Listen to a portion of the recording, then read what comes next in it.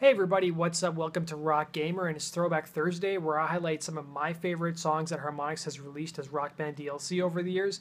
Before we get started with today's episode, I want to let you guys know that I've put up a Rock Band 4 video, which basically breaks down the gameplay reveal that came out last week on IGN. I go through everything we learned about Rock Band 4, including some things I noticed, so you can click the annotation box to find out more about Rock Band 4, but let's get started with this week's episode. So the first song I want to talk about is Interstate Love Song by the band Stone Temple Pilots.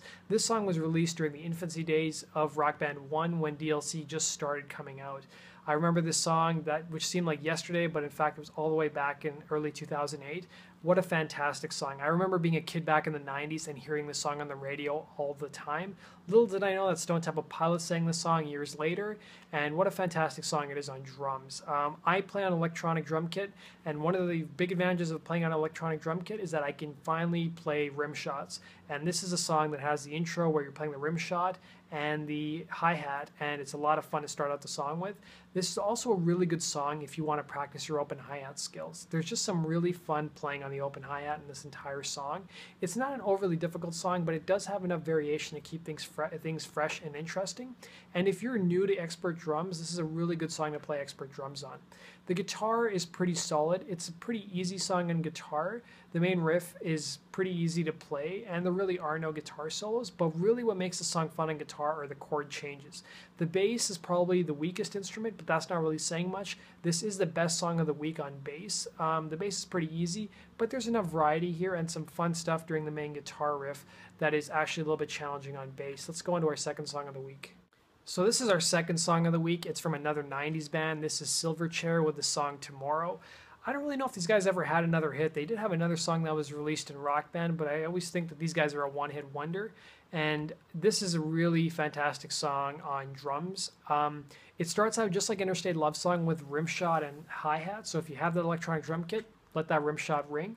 And the rest of the song, it plays heavily on the ride cymbal and the bass, but this song really utilizes the double crash. It feels like almost every crash hit is a double crash. So if you have pro drums, whether it's the madcatz set or the electronic drum kit or the ion set, this is a really fun song if you really love playing double crashes.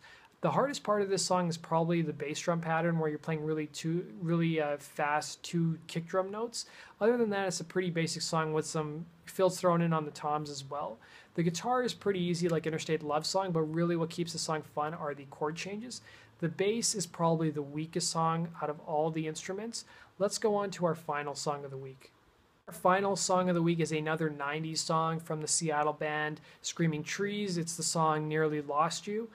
This was actually a real surprise hit song. I didn't even know this song existed in Rock Band until I was watching TV, and I really liked this song.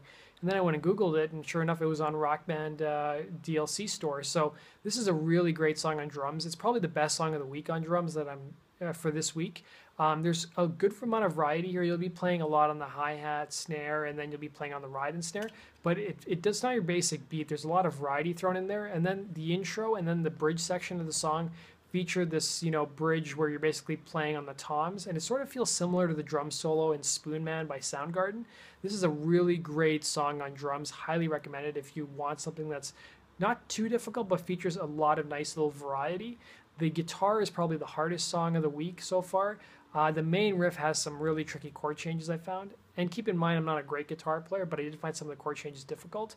The guitar solo is actually quite a bit of a challenge too. The bass is probably the weakest instrument. There wasn't really a whole lot going on, and it's a pretty simple song on bass. That basically does it for this week's Throwback Thursday. I want to thank you guys for watching. If you guys want to stay up to date on all things Guitar Hero Live and Rock Band 4 related, and including Amplitude, click the subscribe button. Take care.